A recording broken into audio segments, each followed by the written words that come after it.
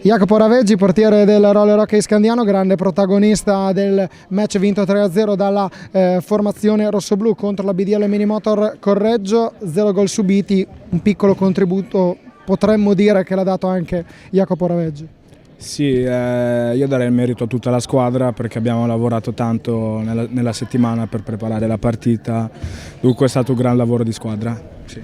Ecco Jacopo, gran lavoro di squadra perché vincere a Correggio non c'era mai riuscito nessuno in questa stagione, almeno per quanto riguarda il campionato c'era riuscita solamente una squadra, cioè il Roller Hockey Scandiano in Coppa Italia. Questo significa anche che se la squadra giudicata tra le più in forma del campionato come la BDL Minimotor Correggio perde 3-0 contro lo Scandiano, forse l'idea che voi possiate puntare a qualcosa di più del semplice podio può essere. Sì, stiamo cercando la costanza in ogni partita per conseguire il primo posto, tenerlo nostro, intatto. La partita col Novara come la vedi?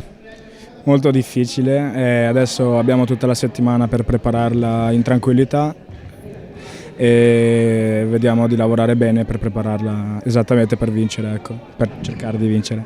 Grazie a Jacopo Raveggi, in bocca al lupo. Grazie a voi.